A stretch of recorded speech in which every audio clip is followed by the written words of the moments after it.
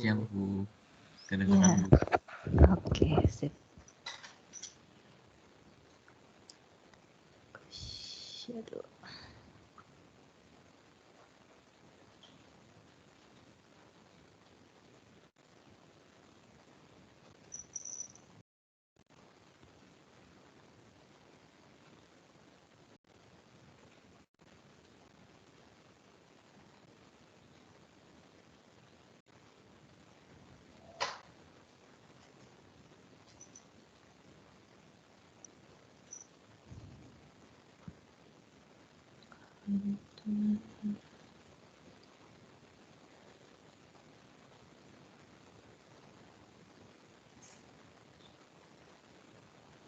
Oke.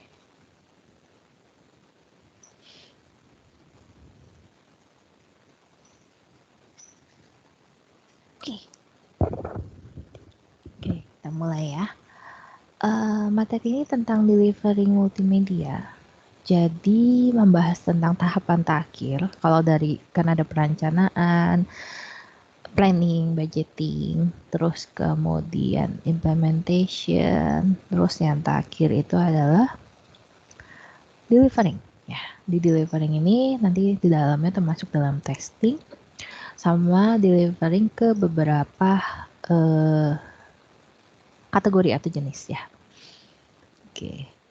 Jadi ini akan kita pelajari. Oke, ada testing, delivering di CD-ROM, DVD, World Wide Web, sama App Store. Oke. Nah, yang pertama ini testing. Testing itu sebelum memang kalau projectnya itu sudah selesai, kita harus melakukan testing ya. Jadi testingnya itu dilihat apakah sudah sesuai dengan scope atau ruang lingkup atau user requirement yang sebelumnya sudah ada di tahapan awal. Kalau memang sudah selesai, maka otomatis kan pasti ada specification minimum ya, minimum specification yang harus dijalankan. Apakah misalnya project atau aplikasi multimedia ini bisa berjalan di minimum spesifikasi yang sudah ditentukan atau tidak. Kalau memang bisa, berarti dicoba untuk spesifikasi dengan level yang lebih tinggi. Oke, jadi nggak cuma level minimumnya aja, tapi level sampai yang tertinggi. Contoh di sini misalnya game Angry Birds ini. Nah, sebenarnya kan game ini kan banyak versinya ya. Selain banyak versi, dia juga bisa dimainkan di beberapa platform. Ya, kalau nggak salah dulu saya pertama kali mulai main ini, dia mainnya di desktop. Ya, jadi belum ada mobile. Nah, platformnya kalau misalnya desktop berarti kan ada minimum spesifikasinya. Oke. Dengan misalnya memori minimal berapa giga atau berapa mega yang harus disisakan agar game ini bisa dimainkan. Nah, terus selain itu ada juga beberapa yang platform-platform lainnya yang juga mengikuti minimum spesifikasi. Ya, jadi tergantung dari project atau aplikasi multimedianya, nantinya itu akan di-deliver atau disampaikan dalam bentuk platform yang seperti apa. Oke.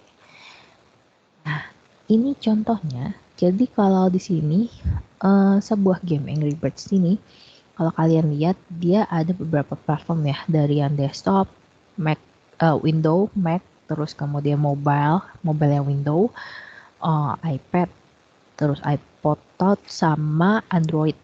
Oke. Nah, masing-masing minimum specification-nya juga ada nih. Jadi kayak misalnya minimal RAM 512 kayak itu untuk yang sifatnya desktop.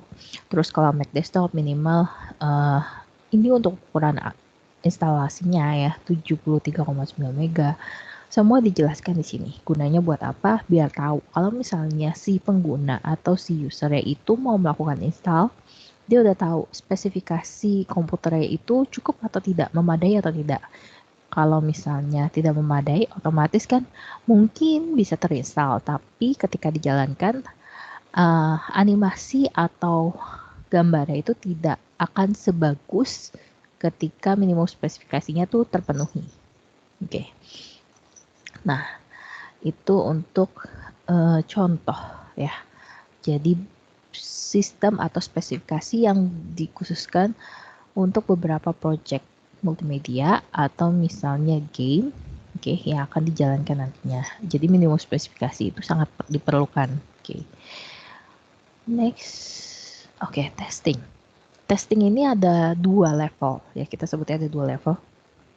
Ini yang sebenarnya ada di review minggu lalu ya, yang mengenai testing dalam kelompok kecil itu disebut apa, kalau testing dalam kelompok besar disebut apa. Bedanya apa? Bedanya gini. Kalau alpha release itu adalah testing yang dilakukan oleh internal, oke, atau developer ya, oke, atau tim yang membuat project tersebut. Oke. Jadi kalau tim yang membuat project tersebut dia memang skupnya kecil. Karena skupnya kecil memang dijalankannya secara atau di testingnya secara internal saja. Oke. Nah, si internal atau orang yang melakukan alpha release, oke, atau melakukan testing alpha, itu biasanya sudah tahu tahapan atau proses dari jalannya project tersebut. Oke. Jadi misalnya sebuah game, oh ini harus login. Lalu kalau login kita harus cek dulu itemnya. Kalau udah cek itemnya baru bisa dijalankan atau dimainkan. Oke. Ini yang kalau misalnya contoh alpha release. Bedanya dengan beta release apa? Kalau alpha release kan ada kemungkinan karena dia dijalankannya sesuai dengan alur proses pembuatannya, mereka juga udah tahu cara mainnya seperti apa, jadi bugnya pasti sedikit. Oke, hampir tidak ada feedback mungkin ya.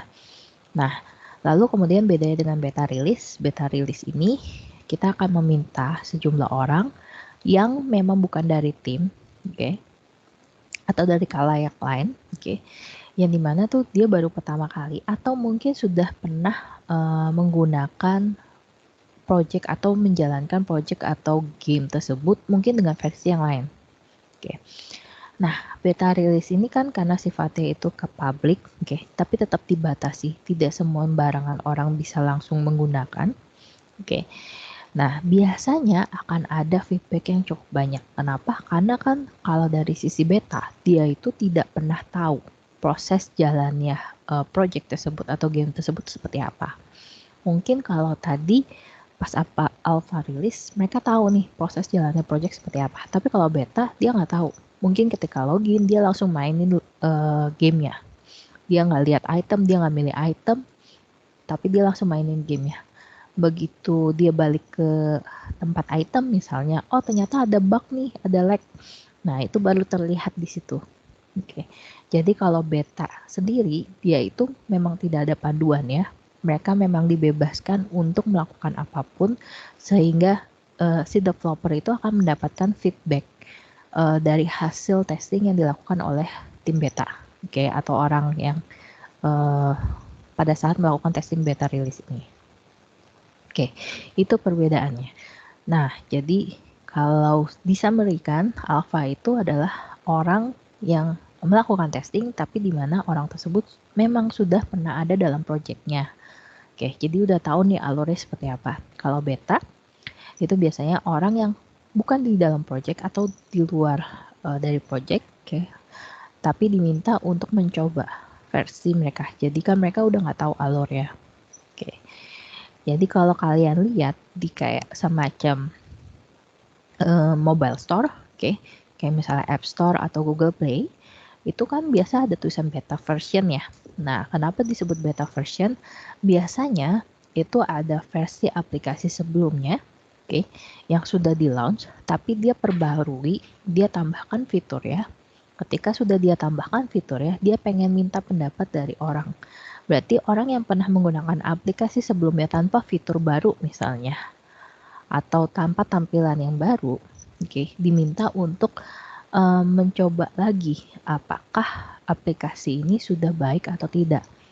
Nah, biasanya kita yang mencoba itu ya kita sebagai beta release ya. Makanya tidak semua orang itu bisa melakukan beta release ya. Boleh nggak kalau misalnya orang lain mencoba beta release, boleh-boleh aja. Oke. Cuma biasanya beta release ini memang digunakan untuk mendapatkan feedback yang lebih baik sehingga developer bisa memperbaiki kesalahannya. Kalau misalnya sudah memperbaiki kesalahannya, maka otomatis kan beta release sudah nggak ada. Jadinya kan jadi fixed version. Oke. Oke, ini detailnya. Jadi alpha release biasanya typically internal circulation only. Oke, terus biasanya yang bekerja dalam project ya, team working on the project. Jadi dia udah tahu alur ya. Kalau beta release biasanya orang tapi yang memang target user, tapi dia nggak akan tahu proses kerja aplikasi atau project multimedianya itu seperti apa. Oke, sehingga otomatis dia pasti bakal bingung. Oke, mulainya dari mana, startnya dari mana, karena kan memang dia nggak tahu nih jalan programnya seperti apa. Oke, nah itu alpha sama beta. Sampai sini mungkin ada yang mau ditanyakan dulu.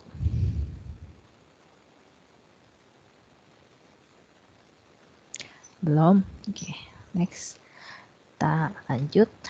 Nah, delivering CD-ROM. Nah, delivering di CD-ROM ini gunanya buat apa? Jadi kalau misalnya beta release ya udah pass, oke, udah lewat.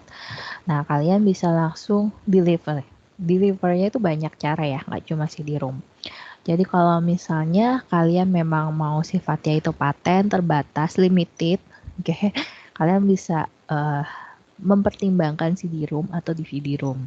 Karena kan sifatnya memang terbatas. Hanya beberapa orang yang bisa mendapatkan CD-ROM atau DVD-ROM tersebut.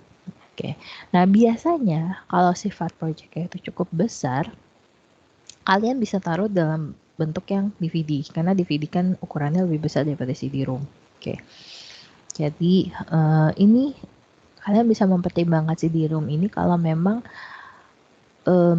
ya project atau misalnya aplikasinya itu di-deliver secara terbatas dan memang untuk yang sifatnya itu adalah business channel.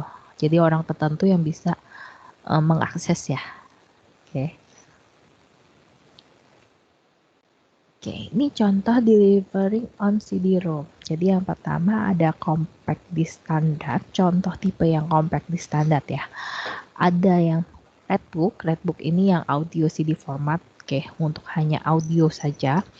Yellowbook ini yang CD-ROM, CD-ROM biasanya nyimpen file dan sejenis ya. Jadi hanya bisa dijalankan saja. Nah, Greenbook ini yang CD interaktif yang biasa dijual di kayak toko alat tulis atau Gramedia dan sejenis ya. Oke. Orange Book ini yang for write once, read only. Oke. Jadi cuman di create sekali dan cuman bisa di read aja atau dibaca aja. Jadi nggak bisa di copy sembarangan. Oke, kalau Yellow Book mungkin masih bisa di copy. Kalau White Books ini potong, sorry. White Books ini yang untuk VCD. Oke. Video CD karaoke. Oke. Nah, jadi memang kalau untuk CD ini ada tipe-tipenya. Oke. Nah, next, delivering on DVD. Nah, delivering on DVD ini dia memiliki kapasitas yang lebih besar daripada CD pastinya. Kalau CD kan sekitar 700 mega ya. Gitu kalau yang single side. Rata-rata single side, nggak ada yang double side ya. Nah, kalau DVD single side ya itu sekitar 4 GB. Kalau double side itu sekitar 15 sampai 16 GB lah ya. Nah, tergantung keperluan. Kalau memang perlunya datanya memang projectnya itu cukup besar, kalian bisa simpan dalam DVD version. Tapi kalau misalnya datanya agak kecil menengah ya 700 MB juga cukup. Kalian bisa taruh di CD-ROM atau CD-RW lah. Oke. Nah, terus ini DVD standar. Ini ada yang minus plus, oke. Terus ada DVD RAM. Bedanya apa? Kalau DVD R minus ini, dia cuma bisa dilakukan sekali aja. Setauku, ya dia cuma bisa dilakukan sekali. Maksudnya di create sama write sekali, tapi gak bisa di copy. Kalau yang plus ini artinya bisa di copy ke beberapa, kayak misalnya kalian masukin DVD tertentu, kalian bisa copy ke desktop ya, oke, atau ke memori kalian. Nah, kalau DVD RAM ini dia memang bentuknya kayak ya DVD biasa, bukan DVD sih, lebih ke RAM kalian. Kalau RAM kalian kan memang dia bentuknya kayak sekali itu piringan DVD ya. Nah, ini tapi dia bekerjanya itu di RAM. Oke. Nah, delivering on triple W ya. Oke. Nah, www, nah di sini World Wide Web gunanya buat apa? Ini kalau misalnya kalian mau deliver dalam bentuk website, oke, atau internet, ya. Harap diperhatikan kalau misalnya kalian delivering project atau game atau aplikasi multimedia ya dalam www, artinya bisa diakses oleh banyak orang ya. Kecuali kalian batasi jaringannya atau internalannya atau intranet ya. Oke, ini dibatasi. Kalau dibatasi, ya otomatis tidak bisa sembarangan orang mengakses gitu. Terus kemudian security protokolnya juga harus memenuhi. Jadi kalau misalnya tiba-tiba dinaikkan ke dalam website, otomatis kan kalian harus hosting. Nah, hostingnya biasanya sesuai dengan ketentuan domainnya masing-masing. Oke, jadi nggak bisa sembarangan hosting post selesai. Enggak. Tapi kalian harus baca juga domainnya, ketentuannya seperti apa.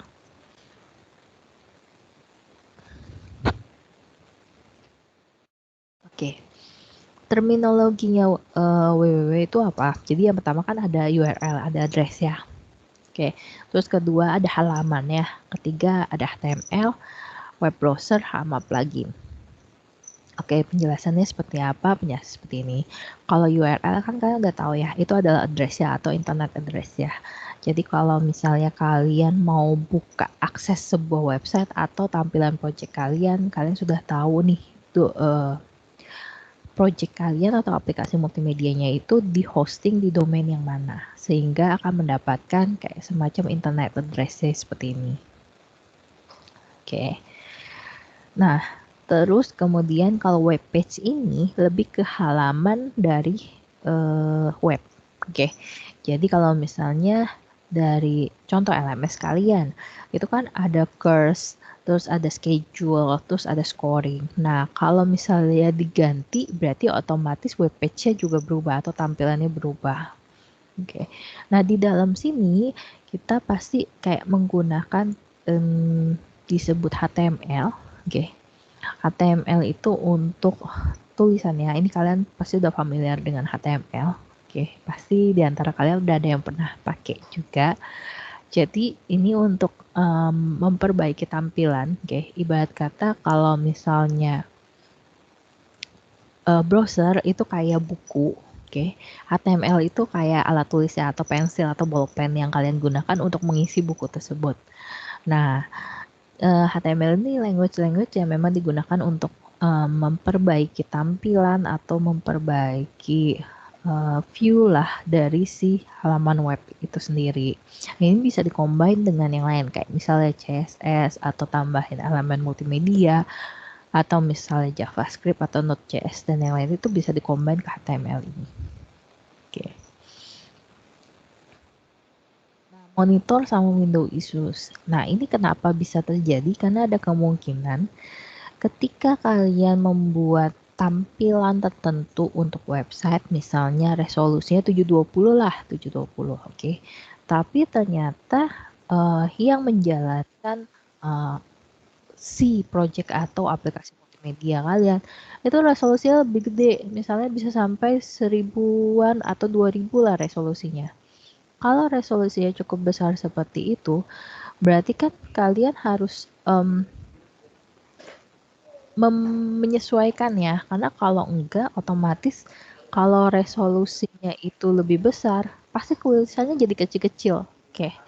Karena jadi lebih kecil-kecil otomatis jadi hampir nggak terlihat. Oke. Solusinya gimana? Solusinya kan ada yang namanya liquid design. Oke. Atau kalau di website sekarang yang terkenal kita sebut sebagai responsif ya, website responsif. Nah, website responsif ini akan mengikuti ukurannya, mau di ukuran kecil, mau ukuran besar, mau di ukuran mobile pun dia akan mengikuti, jadi tidak akan hancur ya. Nah, contohnya itu kayak apa? Kayak gini, ini liquid design ya. Jadi kalau tampilan utamanya seperti ini ya, yang di sebelah kanan, tampilan kalau misalnya ternyata diperkecil, ukuran browser ya, menjadi seperti ini, dia akan mengikuti, jadi dia tidak akan hancur. Kalau zaman dulu sebelum ada liquid design atau responsive web, itu kalau misalnya diperkecil maka jarak spasinya itu bisa jauh-jauh. Enternya bahkan bisa lebih jauh lagi daripada ini, karena memang jadinya berantakan. Oke, tapi sekarang sudah ada liquid design atau responsive, jadi kalian bisa gunakan langsung uh, template untuk desain seperti ini, gitu. Nah, lalu kemudian lanjutannya, ini kalau misalnya kalian menyampaikan dalam internet, itu juga ada beberapa prosedur yang harus diperhatikan ya. Misalnya mengenai transaksi, oke. Entah itu terkait dengan username atau account atau transaksi keuangan yang dilakukan, itu harus hati-hati. Oke. Nah, rata-rata kalau misalnya kalian lihat website yang ada saat ini dan di dalamnya itu ada transaksi pembayaran misalnya, transaksi pembayarannya itu biasanya menggunakan pihak ketiga. Oke. Jadi misalnya transaksinya bisa melakukan pembayaran menggunakan kartu kredit. Itu kalau nggak salah ada kayak perusahaan pihak ketiga, kalau nggak salah namanya Veritrans ya. Nah, itu dia memang diimplement ke website tersebut agar um, agar setiap transaksinya tuh tercatat dan sudah security-nya tuh udah aman banget. In case kalau terjadi sesuatu, berarti pihak ketiga itu yang bertanggung jawab karena dia yang menangani atau dia yang handle transaksi tersebut ya. Tuh. Terus enkripsi sama password untuk username dan segala macam ini pasti ada ya. Kalau kalian pernah membuat website, biasanya kalau PHP itu kan ada MD5 dan sejenisnya, itu dia mengenkripsi password dia menjadi MD5 tuh kalau nggak salah 32 bit ya dia enkripsinya. Nah, sekitar itu. Jadi kalau misalnya kalian mau enkripsinya lebih tinggi lagi, misalnya sampai 128 bit ya berarti dinaikin lagi. Tuh. Nah, terus kemudian kalau misalnya dia di dalam aplikasi kalian terdapat audio atau video yang ternyata itu adalah pembuatnya itu adalah real atau patenan kalian dan tidak ingin di-share sembarangan atau di-download oleh orang banyak, kalian bisa sesuaikan di internet ya. Oke, maksudnya di halaman website ya. Itu juga bisa diprotek agar tidak sembarangan orang bisa download, oke, atau copy ya. Jadi semuanya bisa diatur pada halaman websitenya ini. Oke. Nah, lalu kemudian kalau misalnya project yang ada itu tidak bisa sembarangan untuk dibuka ke website tertentu atau diakses di mana aja. Itu kalian bisa limit. Kalian bisa batasi berapa transaksi atau berapa yang visiting dalam 1 jamnya misalnya. Oke, jadi contoh dulu itu LMS hanya bisa diakses di lingkungan BINUS. Jadi kalau misalnya tidak di lingkungan BINUS ya tidak bisa diakses.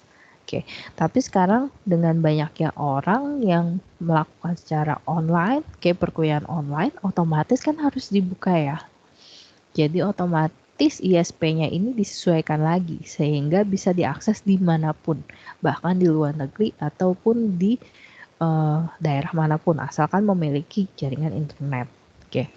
Tapi tetap hostnya tuh di limit. Jadi misalnya kayak gini.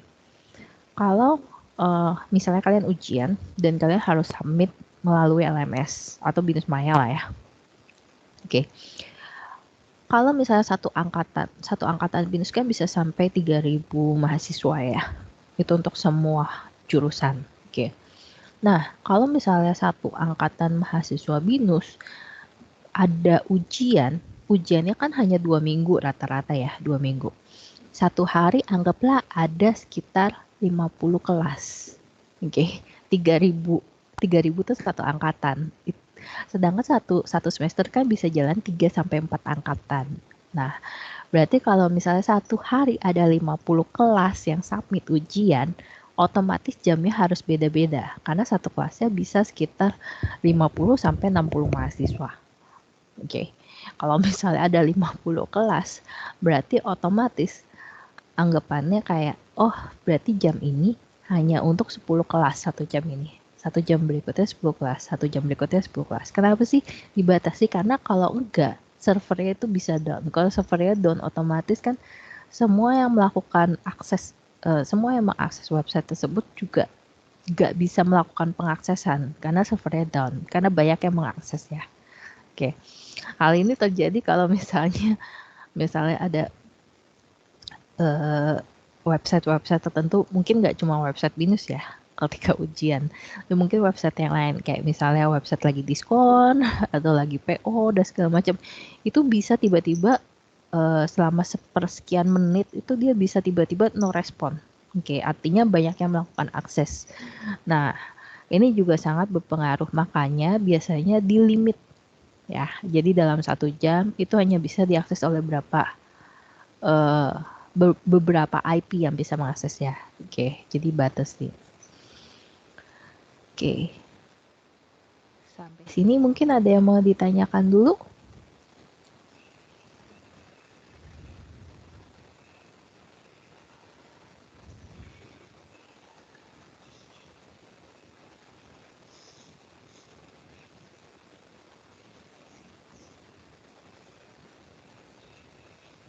Belum, Bu. Belum ya? Oke, ya udah kalau gitu lanjut.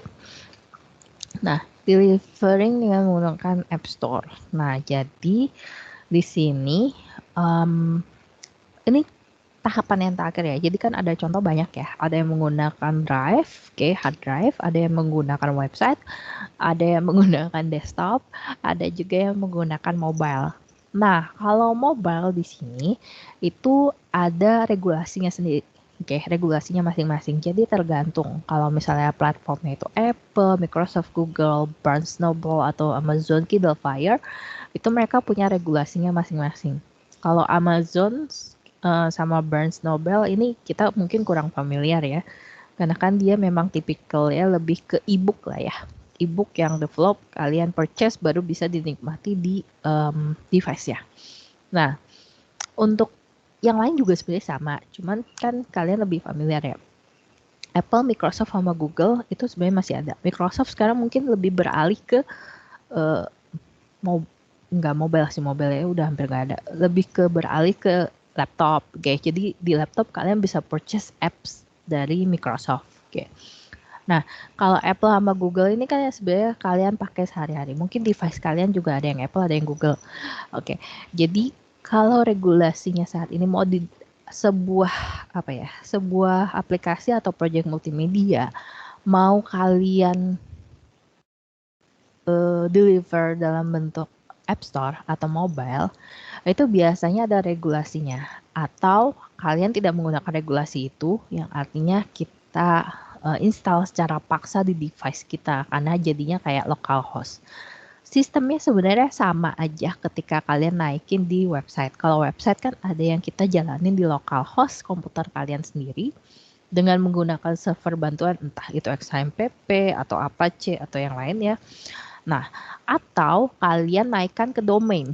Kalau kalian naikkan domain berarti kan mungkin ada yang free, ada yang berbayar ya. Kalau berbayar kan ada regulasi yang harus kalian uh, patuhi, oke, atau ikuti.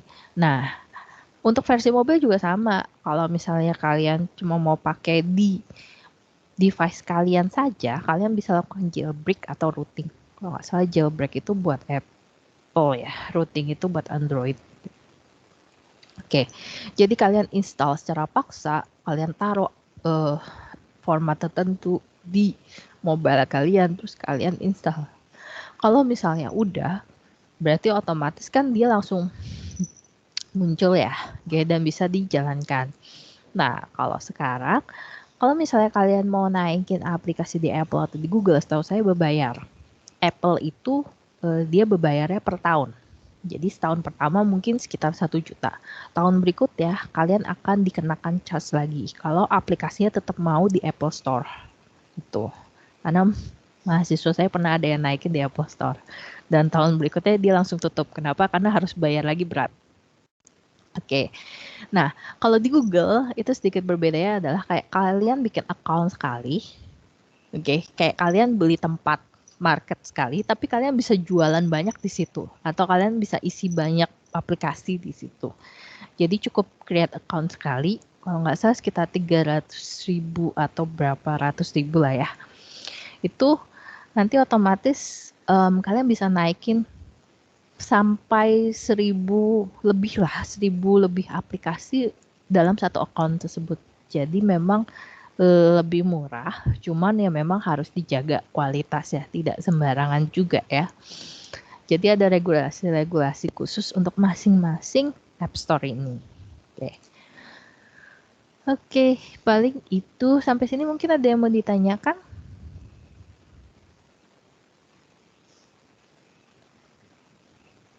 Nggak ada. Oke, kalau nggak ada, sudah selesai. Materinya cepet ya. Waktunya masih banyak lagi. Kalau ada yang mau ditanyakan, silakan ditanyakan. Bu, untuk yang Mhm. Google Store itu kita ada kayak fee gitu nggak buat kayak seperti Apple Store itu untuk mengupload aplikasi kita ke situ? Bisa, bisa sebenarnya kalau misalnya aplikasi kalian mengizinkan untuk memperbolehkan adanya iklan. Jadi kan kalau game-game tertentu kan ada game yang memang spesifik kalau beli item itu harus bayar, itu kan pasti ada fee-nya buat kalian sendiri. Tapi kalau ada yang nggak bayar free, biasanya tuh kayak ada iklan-iklan gitu yang dipasang untuk mendapatkan fee dari si yang pasang reklame. Tapi kalau untuk rata-rata game itu dia dapat fee-nya itu dari pembelian item sih. Kalau kalian lihat ya aplikasi yang biasa gitu. Kalau kayak macam Candy Crush, saya masih main sih. Candy Crush dan sejenisnya itu masih ada iklannya beberapa. Jadi ya dia dapat fee-nya dari iklan itu. Gitu. Bukan, Bu, maksud saya itu Hmm? yang di Google Play Store itu juga ada fee dari Google Play Store-nya sendiri nggak untuk biar aplikasi itu tetap bisa ada di Google Play Store itu? Oh, nggak ada.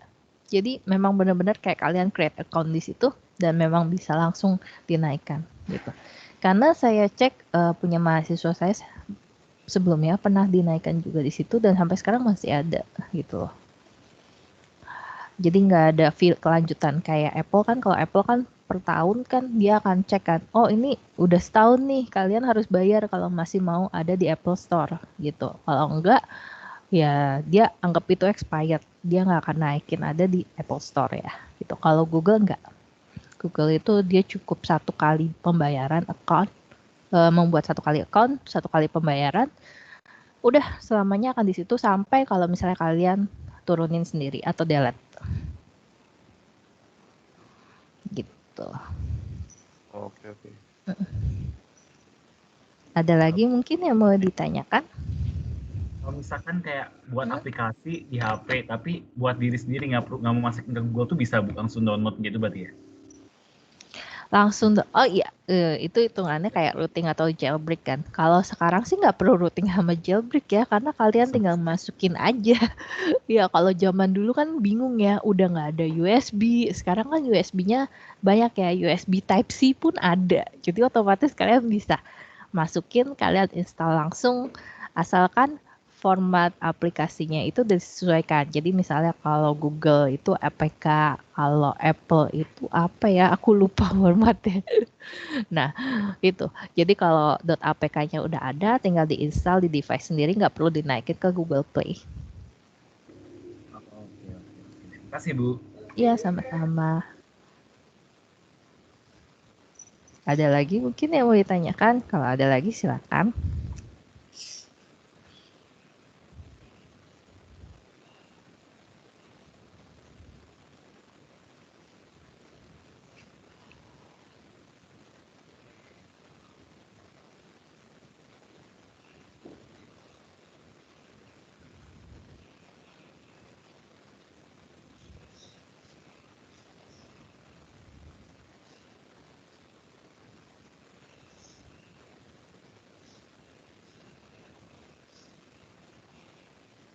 Yang ini materinya emang sedikit, tapi minggu depan materinya udah kayak gabungan keseluruhan. Terus kemudian saya juga ada nambahin review ya, biasa 2 minggu sekali biasanya review. 33 masuk semua.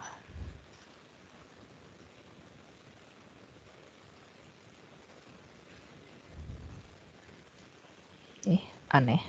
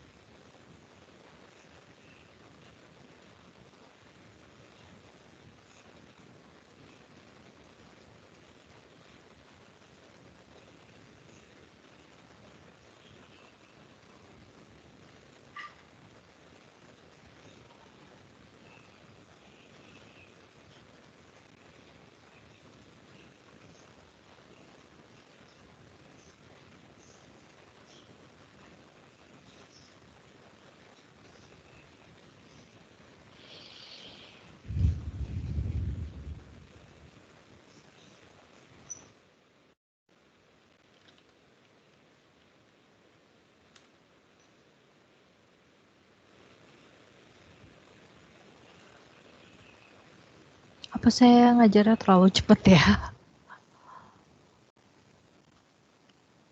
Ada mungkin yang mau ditanyakan atau kalau masih ada bingung, kalau saya ngajarnya kecepatan dikasih tahu ya.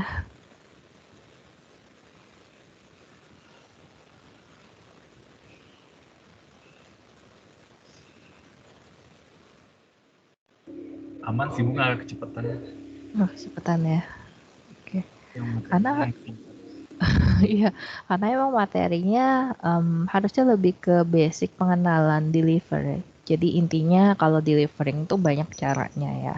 Jadi sebenarnya typically ada 3 ya, website, terus kemudian enggak 4 sorry, website, desktop, hard drive sama satu lagi mobile. Cuma 4 itu sih. Cuman desktop itu tidak dimasukkan ke sini kenapa, kayak hitungannya hard drive itu pasti jalannya pasti runningnya di desktop ya. Tuh, cuman kan ada aja aplikasi yang memang udah nggak pakai CD-ROM atau DVD-ROM, mungkin pakai flash disk atau yang lainnya. Cuman untuk penjualan yang limit biasanya masih menggunakan CD-ROM atau DVD-ROM. Contoh kayak e-learning atau multimedia interaktif itu masih dijual dalam CD-ROM atau DVD-ROM sih. Jarang banget ya menggunakan ini World Wide Web atau website. Itu jarang. Kenapa? Karena kalau misalnya menggunakan website itu otomatis dia harus punya pihak ketiga lagi untuk melakukan pembayaran. Ya bisa aja sih menggunakan transfer manual, cuma kan pengecekannya lebih lama ya. Kalau transaksi seharinya bisa 20-30 kan dia pengecekannya lebih lama. Nah, kalau misalnya dalam bentuknya CD atau DVD kan istilahnya nggak perlu pihak ketiga untuk memegang transaksi. Karena kan memang sudah dijual di beberapa tempat gitu. Oh, berarti kalau misalkan kayak ada pembajakan CD DVD itu dia karena CD-nya tuh pakai yang CD plus R itu ya, DVD plus R. Yang plus ya berarti. Ya, karena memang sudah bisa di-copy kan. Kalau yang minus kan dia yang protected yang cuma bisa ya udah dijalanin di CD-nya, nggak bisa di-copy sama sekali. Kalau nggak salah ada beberapa kayak CD lagu original, nggak tahu sih sekarang masih ada yang jual nggak sih? Kayaknya masih ada deh. CD lagu original itu kan nggak bisa sembarangan di-copy memang. Udah cuma bisa di CD-nya sendiri itu. Gak bisa itu berarti pas mau coba di copy jadi error apa gimana? Nggak bisa, cuma bisa pasti dia muncul pop-up only readable. Jadi cuma bisa dijalankan aja di situ, nggak bisa di-copy sama sekali. Itu memang diprotek dari hard drive atau CD-nya sih, tipe CD-nya lebih tepat ya. Sama ini Bu, kalau yang testing itu yang minimum spesifikasi itu dia apa cobain satu-satu atau gimana caranya? Cobain satu komputer ke komputer lain? Oh, ada alat buat ngeceknya itu. oke. Jadi kalau misalnya testing itu memang ada sistem yang dibuat pastinya, sistem untuk ngecek setiap branch ya. Tapi ada juga kalau misalnya mau lebih akurat dicoba ke masing-masing device. Jadi nggak menggunakan sistem. Kalau rata-rata kan kalau kita mau ngecek kan bisa pakai sistem, masukin aja function atau aplikasinya, dinaikin minimum spesifikasi yang sesuai itu apa. Itu bisa. Cuman sebenarnya itu kurang akurat. Kenapa? Ada kemungkinan bisa kesalahan. Jadi lebih akurat kalau misalnya diinstal ke masing-masing device dengan spesifikasi tertentu. Apakah bisa jalan dengan baik atau tidak? Oke, oke. Terima kasih, Bu. Iya, sama-sama.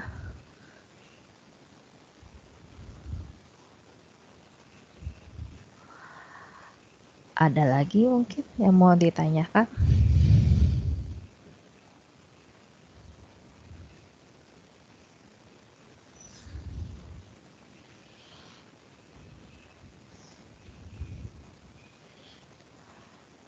Terkadang juga aku mikir ya, sekarang kan banyak banget ya orang, bukan orang sih, perusahaan tertentu dia jual device, tapi dengan sistem trade-in. Oke, kalau trade-in itu gunanya buat apa sih? Apa sih untungnya buat mereka? Sebenarnya mereka pengen tahu sih dengan, kan kalau trade-in kan pasti banyak versi handphone yang bakal di trade-in kan. Karena saking banyak versi handphone itu jadi kayak buat sampel mereka. Jadi kalau misalnya mereka ngembangin aplikasi yang khusus untuk handphone tertentu, dia akan coba di handphone lain itu bisa nggak dengan hasil trade-in-nya itu. Jadi dengan kondisi trade-in yang masih bagus, tipe mereknya kan beda-beda. Nah itu dia akan coba. Kecuali kalau beda beda platform ya, bukan beda platform, beda OS, operating system ya.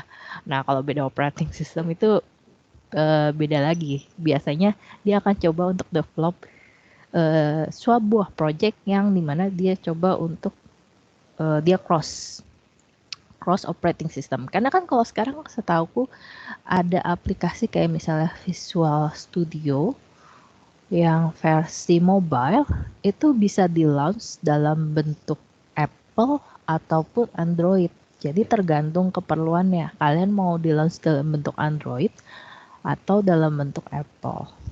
Gitu. Terus sekarang kayak teknologi udah makin berkembang banyak ya. Kalau dulu ya udah kalau mau kembangin mobile Android ya kalian cuma bisa pakai Unity gitu loh. Atau misalnya apa ya mahasiswa saya pernah pakai, aku lupa. Yaitu atau C# ya kalau nggak salah. Ya C# atau Java. Nah, kalau Apple kan lebih ke Objective-C, G. Terus apa itu namanya aku lupa satu lagi. Ya aku cuma ingat ya Objective-C. Nah, itu kan cuma buat Apple, tapi sebenarnya bisa juga kok dijalanin untuk Android. Tergantung nanti hasil akhir diekspornya kemana. Udah itu aja. Oke, ada lagi mungkin yang mau ditanyakan?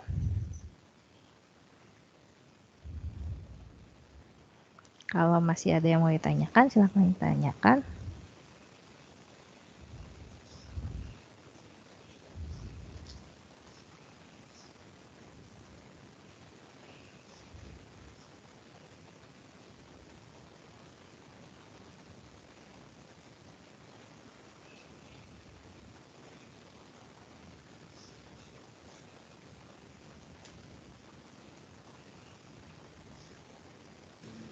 Bu mau nanya untuk pengumpulan proyek jadinya gimana ya Bu? Pengumpulan project itu akan dibahas minggu depan. Jadi tanggal pertemuan minggu depan kan 13 ya. Aku nggak tahu sih setelah itu ada pertemuan lagi atau enggak. Tapi harusnya ada kalau dari sini.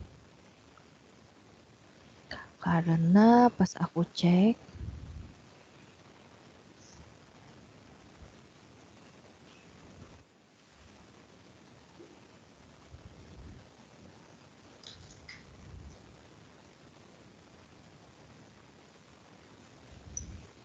Karena pas dicek seperti ini, aku lihat schedule, itu masih ada pertemuannya sampai 3 Februari.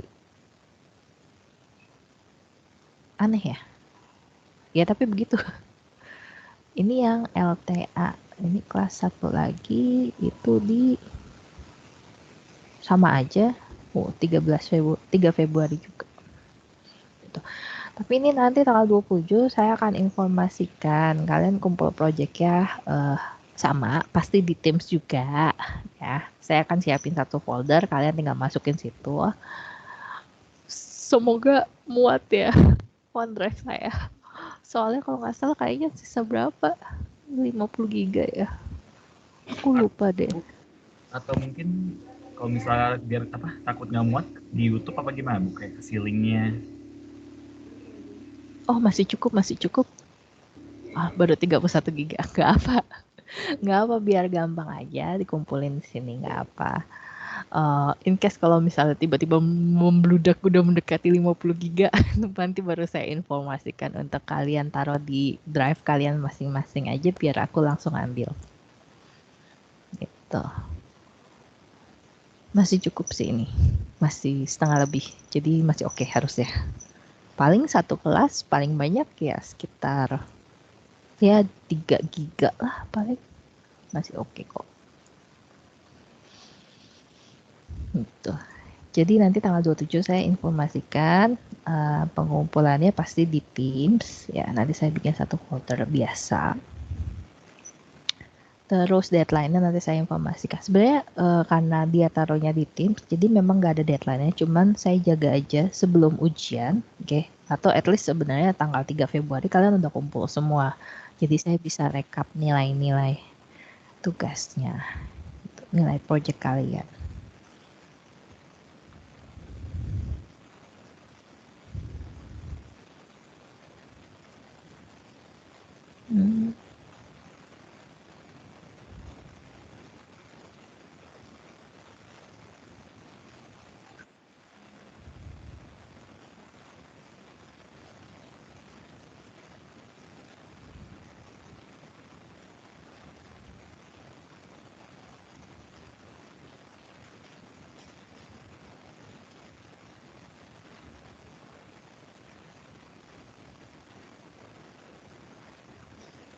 Ada lagi mungkin yang mau ditanyakan?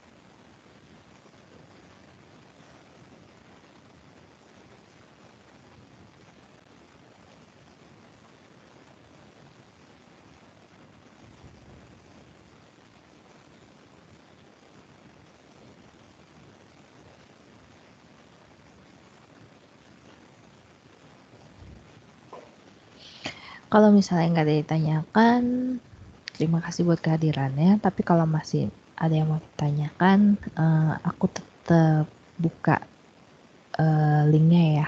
Aku nggak tutup deh. Oke. Paling aku matiin share screen-nya aja. Oke. Tapi kalau misalnya mau ditanyakan, silakan ya.